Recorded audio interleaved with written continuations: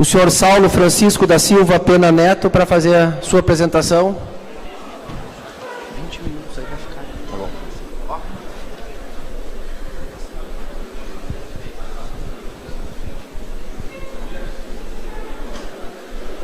Bom, primeiramente eu gostaria de cumprimentar os demais painelistas, agradecer à comissão pelo convite.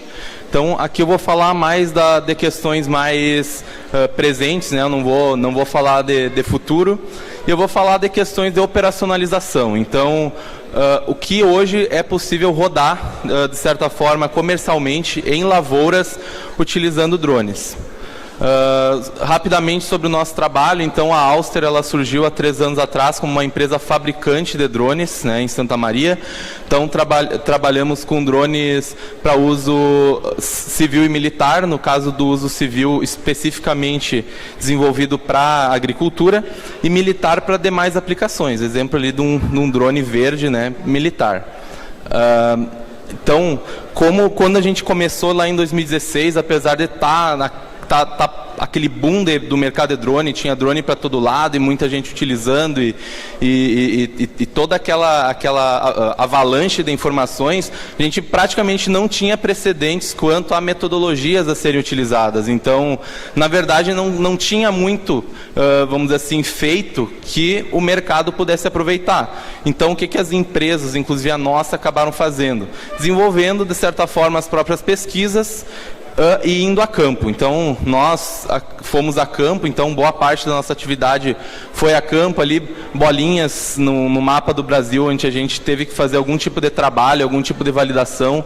Testamos em diversas culturas, diversas aplicações possíveis, simplesmente para descobrir o que é viável e o que não é viável comercialmente.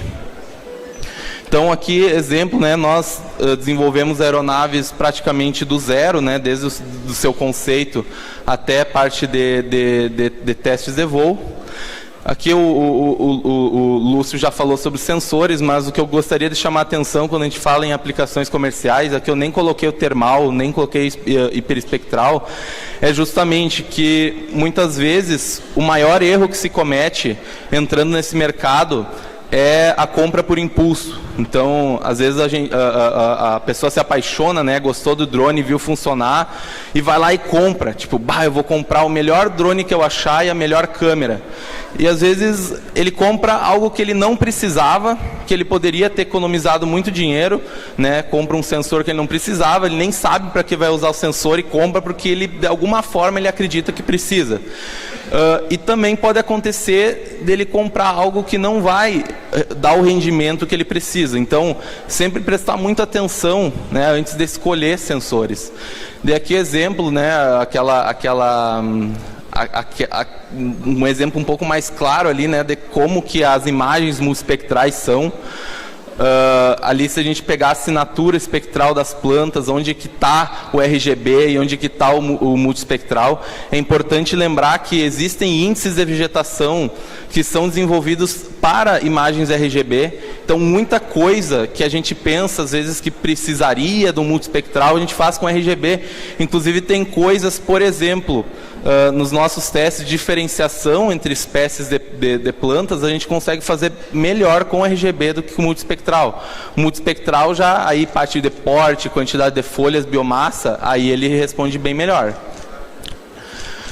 Hoje, basicamente, do que consiste o mapeamento de drone, né? Então, uma área demarcada, lembrando, para quem ainda não sabe, esses voos são automáticos, então o piloto de drone, ele não é piloto, ele é um operador, quase um programador. Ele tem que basicamente programar rotas. Mesmo o melhor piloto que eu conheço não conseguiria fazer o que o piloto automático do drone faz, no sentido de manter a linha, né? Por exemplo, aqui 2 passadas, ele vai tirando fotos, né?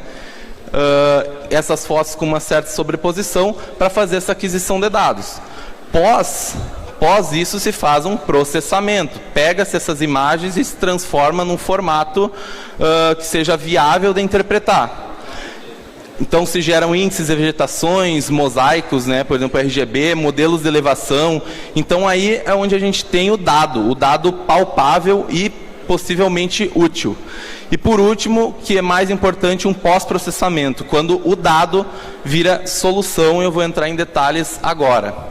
Então, a questão é, beleza, o mapeamento é esse, os drones são esses, as câmeras são aquelas, mas como os drones podem me ajudar? No caso aqui, falando especificamente de sensoramento remoto e agricultura. Primeira coisa, entender o papel do drone, tirar o romantismo da história. Quando alguém vem e nos diz... alguém vem e nos diz de alguma forma, ou dá a entender que o drone é uma solução na agricultura. A questão é o seguinte, o drone ele não é um fim, ele é um meio para atingir uma solução.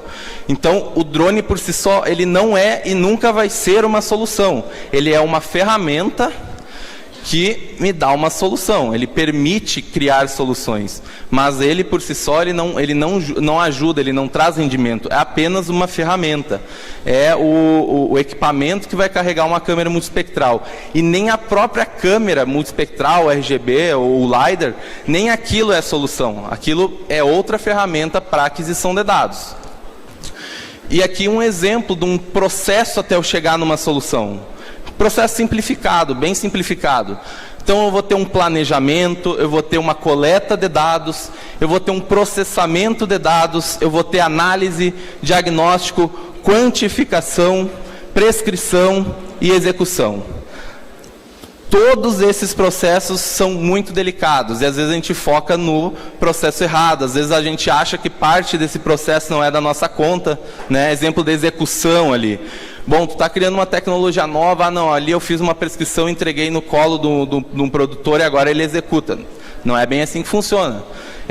Se é uma coisa nova, tu vai ter que trabalhar na execução, pelo menos até amadurecer a tecnologia. E sobre o planejamento, importantíssimo, decidir o que será feito antes de iniciar de fato essa operação. Por que isso é importante? Porque ali a gente tem inclusive que ter uma estimativa, tem que saber o que se espera daquele nosso trabalho. Por exemplo, saber, eu vou fazer esse mapeamento, eu vou gerar uma solução que vai gerar tanto por cento de economia. Mas eu não sei esse valor exato. Não precisa saber o valor exato, tem que saber se está na casa dos 50%, de 10%, 90%. E a parte que é mais importante em decidir o que fazer antes de começar a fazer, é porque é mito a ideia de que eu vou comprar um drone, fazer um voo e eu vou ver ali o que eu posso fazer, o que eu enxergo, o que eu não enxergo. Isso pode funcionar? Funciona em alguns casos? Funciona, mas isso não é seguro e não tem retorno garantido. E às vezes a gente acaba colocando o voo fora. Quando eu não sei o que eu estou querendo encontrar, para procurar eu tenho que procurar em lugares menos específicos. Então, ao invés de fazer um voo específico e ter o custo com aquele voo, eu vou fazer 10 voos ao longo do ciclo para ver se eu acho alguma coisa. Às vezes eu não acho nada. A coleta de dados, então, aqui que os dados são de fato coletados em campo, né, com o drone. O processamento, aqui os dados são convertidos, ou melhor, os dados brutos são convertidos num dado mais palpável. E aqui a parte mais importante, pós-processamento. Análise, diagnóstico, quantificação e precificação. Aqui é onde está a inteligência. Aqui está a inteligência. E isso dá o diferencial, o que diferencia um prestador de serviço de outro.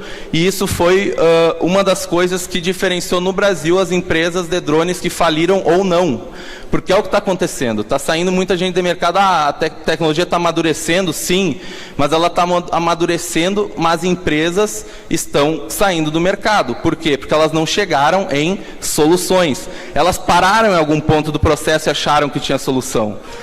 Falta empatia com o produtor, por exemplo, assim, no momento que eu criei uma empresa, ou estou oferecendo um serviço, eu vou até o processamento, gerei um mapa, entreguei. Produtor, olha que produto bonito, olha que solução. Não é uma solução, é um mapa, é um ornamento, é para colocar na parede, tu está vendendo um enfeite e não uma solução. Então, a verdadeira solução surge ali. Eu diria que ali tem 80% de todo o trabalho, né? Então, nessa etapa, né, acontece o que muitas vezes para nós é pegar pesquisas científicas feitas em parcelas experimentais e tentar operacionalizar ela. Para quê? Para viabilizar ela em larga escala. Por último, a execução. Então, toda aquela inteligência ela tem que levar a algum tipo de intervenção, né? Algo precisa ser feito, porque não basta, é semelhante a tu ir no médico e ele no final, beleza, tu tá com tal problema, ele não te diz o que fazer, ele não te diz como se comportar e não te dá um remédio. Eu preciso saber o que fazer, e o produtor precisa saber. E uma coisa que a gente foca muito, soluções em que a execução de alguma forma é bastante automatizada, em que o produtor não precisa olhar o mapa e saber, ali é aquele cantinho, eu vou e venho por aqui, eu vou lá e faço manualmente. Não, nosso foco é em soluções automatizadas que gerem, por exemplo, um SHP para taxa variável. E nunca esquecer que após a execução deve-se viabilizar uma forma de quantificar o resultado. Isso é importante. Não basta eu saber, né, tipo, no fundo do meu coração que ficou melhor e que o produtor achou bom. Eu preciso dizer quão bom ficou. Esse melhor é o quê? É uma saca por hectare? É 10 sacas por hectare? É 80% de economia? Eu preciso saber esses dados. Para quê? Para se ter objetividade. E isso às vezes é muito difícil. É muito difícil às vezes a gente ter no final esses dados para comparar. E aqui as características desejadas para boas soluções, de acordo com a minha opinião. Tem gente que pode discordar. A primeira delas, quantificável. Então, eu tenho que saber provar isso matematicamente, numericamente, financeiramente, que ela é uma solução viável. Replicável, padronizada, né? Padrão. Eu sei que o comportamento ele não vai mudar. Eu faço na lavoura do seu José, do seu João, do seu Carlos, e apesar de que ele tem lavouras diferentes, o resultado esperado ele é semelhante, não é caso a caso. Automatizada, eu marquei em verde, de todo aquele processo que eu mostrei, tudo que está em verde ali é automatizável, né? O que normalmente é feito, poderia ser feito manualmente, ele é automatizável, eu consigo, por exemplo, fazer planejamento, coleta de dados e no final só coletar a execução. Mas claro, para isso eu vou precisar do modelo matemático. Ele não precisa ser um sistema de aprendizagem de máquina, muitas vezes é um modelinho matemático linear, só que às vezes nos faltam dados. O problema é ter dados de qualidade, não é ter uma super rede neural que vai gerar uma solução que na verdade é extremamente simples se eu tiver os dados. E a última é acionável. Então, o meu resultado final, a minha solução, ela tem que ser executável e está pronta. E aqui alguns exemplos de soluções e vamos dizer assim, o ganho que elas geram. O manejo integrado de nematóides, né, fazer controle localizado, quantificação e também taxa variável de alguns insumos, né? Aqui exemplo, matéria orgânica, defensivo, químico, biológico. Aqui 2 mapas de exemplo, né? Um de corte de seção, o primeiro, em que se aplica o insumo apenas nas reboleiras do nematóide, com uma certa margem, né? Por causa da possibilidade dele se mover. E um mapa de taxa variável também, nesse caso aqui foi de matéria orgânica. E aqui o que dá para se estimar que a gente consegue de resultados. Um defensivo químico, a gente pode fazer corte de seção, por exemplo, no jato dirigido que está aplicando.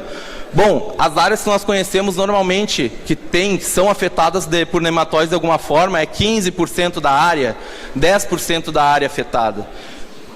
O resto da área que eu estou aplicando um defensivo, eu estou botando dinheiro fora. E isso muitas vezes inviabiliza o manejo, não apenas deixa ele caro, inviabiliza o manejo. Então ali eu posso ter uma economia de 85%, por exemplo, 195 sacas por hectare de economia, o que já é um lucro a mais de reais por hectare. Defensivos biológicos, aqui eu não coloquei uma estimativa porque eu posso economizar tanto quanto eu economizei com defensivos químicos, ou eu posso simplesmente remanejar ele, aumentar muito a dose onde eu tenho de fato o problema.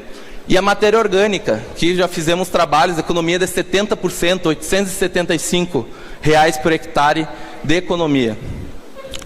Adubação nitrogenada com taxa variável, isso aqui é bem discutido, já é uma coisa que há muito tempo se pesquisa, se questiona, né? A questão é a seguinte, ela funciona utilizando sensoramento remoto, a questão, mais uma vez, é puramente operacional, fazer isso funcionar de fato. E eu até dou exemplos, né, que em outros países, especialmente na Europa, a gente vê, inclusive, de empresas que fazem isso, tipo, há muito tempo, e que eles não têm a dúvida que a gente tem, será que aquela metodologia funciona? Inclusive, eles fazem usando essa expressão, eles fazem nas coxas às vezes. Eu vou pegar e dividir em 3 classes e vou colocar 50 quilos, 100 quilos e 150. E isso já dá um retorno legal, né? E aqui sobre as lógicas de distribuição do nitrogênio. Ela pode ser um nivelamento, que é o mais utilizado, que seria eu dar um suplemento extra ali para as plantas que não estavam acompanhando o desenvolvimento, estimular o desenvolvimento, e também reduzir a taxa naquelas plantas que não seriam capazes de fazer absorção. E o impulsionamento, que às vezes é simplesmente aproveitar as plantas de maior potencial que eu tenho. Esse algoritmo de impulsionamento ele é pouquíssimo utilizado, mas também é utilizado. E os algoritmos em si, ele pode ser uma prescrição manual, que é aquilo que eu falei, ela é mais simples, né, é intuitiva, só que eu vou depender de cada caso. Tem um profissional que vai prescrever de uma maneira, tem outro que vai prescrever de outra, então ela não é padronizada. Eu tenho com base em taxa-alvo, que é a mais comum, eu digo quanto que seria o ideal para eu aplicar nessa área, 150 quilos de ureia por hectare, daí o algoritmo redistribui isso da melhor forma possível. E tem, vamos dizer assim, o estado da arte, que é com base na produtividade-alvo. Então, a gente não precisaria nem dizer qual é a taxa-alvo que eu quero. Eu digo, eu quero produzir o máximo que essa planta consegue me dar, e daí, com base nisso, ele vai gerar uma prescrição de nitrogênio. Exemplo que nós tivemos no milho ali, produtividade 10 sacas por hectare, se for R$30 a saca, R$300 por hectare. Isso, utilizando algoritmos bem conservadores, dá para conseguir mais. Tem pesquisas, tem casos em que esse aumento da produtividade, inclusive, é o dobro. Mapeamento e controle de plantas daninhas, isso já foi falado. Diferenciar solo nu de plantas daninhas, por exemplo, ali uma planta resistente, gerar um mapa de aplicação localizada. Tem outras formas de fazer isso, tem sensor proximal? Tem, mas é uma outra forma de fazer, e quanto mais formas tiver para fazer, melhor. O produtor ele pode optar por uma coisa ou outra. Exemplo aqui, aquilo que eu falei, tem índices, por exemplo, TGI ali, que eu consigo diferenciar espécies de plantas, né? Ali posso diferenciar o que é a minha cultura, o que é a planta invasora, e o que é, por exemplo, solo nu, ou a planta que eu quero pulverizar. E a metodologia, ela pode ser por corte de seção ou bico, ou seja, aplica, não aplica. Vamos supor, 100 litros por hectare de cauda, onde não tem planta, eu simplesmente não coloco nada. E ela pode ter corte de seção ou bicos mais taxa variável, ou seja, se eu tiver reboleiras de plantas daninhas, uma com mais biomassa que outra, além de cortar a seção, eu posso variar essa taxa. E quanto a isso, tem um mercado de mecanização agrícola está ficando bem bacana, porque além do corte bico a bico, tem a possibilidade de fazer taxa variável, bico a bico também. Então isso nos ajuda bastante na hora de prescrever, porque daí a economia que seria de 75% pode ser de 85%. E aqui exemplo, né? Se o custo do meu herbicida é de R$100 por hectare, por exemplo, e eu tiver uma economia de 75%, sendo bem razoável, R$75 por hectare de economia. Geração de taipas para arroz. Isso também é bastante interessante. Aqui quase não se quantifica em questões monetárias, mas em logística, né? Por exemplo, fazer o mapeamento por RTK terrestre, né? Trator. Precisa estar com solo seco. O produtor de arroz secou o solo, ele tem que mapear, mandar para um processamento e pós-processamento, então executar. Então ele tem muito tempo que ele leva para fazer isso, e às vezes ele perde inclusive a janela ideal de plantio. Com o drone a gente pode inclusive mapear quando o solo ainda está encharcado e gerar uma solução semelhante, e inclusive de melhor qualidade. Então, economia no tempo de mapeamento, que nós estimamos 85%. E é capaz de mapear quando o trator não é capaz. Então, ali nem precisaria ter essa comparação. Ele faz o que outras tecnologias não fazem. E o que é mais importante, integração com a mecanização agrícola. Então, quem quer prestar serviço e gerar soluções de verdade para esse mercado tem que estar muito de olho na mecanização, tem que saber o que os produtores de fato estão utilizando, porque uma coisa que a gente observa é que praticamente a maioria dos clientes que nós testamos, dos produtores, eles não utilizam os recursos que eles têm. Às vezes eles nem sabem se aquele trator dele, se aquele equipamento faz taxa variável, se ele corta seção, ele nem sabe. A gente tem que ir lá e ver e dizer, ó, teu equipamento é capaz disso, porque ele não sabe, muitas vezes ele é subaproveitado esse equipamento. E quanto mais a gente souber sobre o que cada equipamento é capaz, melhor fica a nossa prescrição. Ela fica, por exemplo, muito mais objetiva e consegue tirar o máximo proveito que a gente tem do equipamento. Rapidamente aqui só para comentar, né, para não deixar de comentar sobre isso, drones e satélites, eles não são competidores. Inclusive, nós já utilizamos imagens de satélite, elas são úteis. A questão é que temos hoje diferenças grandes ali de área imagiada e de resolução, né? E o motivo pelo qual se usa drones ou satélites são vários, depende da aplicação. Mas aqui é um exemplo de um dos motivos pelo qual nós recomendamos nitrogênio com taxa variável com imagem de drone e não com imagem de satélite. Aquilo ali é um NDVI, uma plantação de trigo. Aquela área branca vazada lá é uma estrada, onde passava uma estrada, e vocês podem observar que a quantidade de trigo, a população de trigo na beira da estrada é maior, na bordadura, por causa da sobreposição de linhas. Se eu utilizasse uma imagem de satélite, em que eu tenho, por exemplo, 20 metros, 30 metros para cada pixel, pedaços dessa estrada seriam dissolvidas nessa bordadura. Então eu teria uma leitura de baixa biomassa, quando na verdade é onde eu tenho a maior biomassa. Então, são limitações. Tem casos ali, vamos supor, Mato Grosso, que as áreas praticamente não têm esses ruídos. Dá para usar satélite para a mesma aplicação. Esbarramos, claro, no problema das nuvens. Vai ter a revisita do satélite, eu tenho que magiar 3 dias antes da aplicação, passou, tinha nuvem. Eu não posso esperar mais 10 dias e dizer para o produtor aguardar, não, espera aí, 10 dias, fica com o equipamento parado, deixa teu milho passar do ponto, porque o satélite vai voltar e talvez não tenha nuvem. Então, né, são questões limitantes tecnicamente. Então, agradeço a atenção de vocês. E passo a palavra aqui para o professor Christian. Obrigado.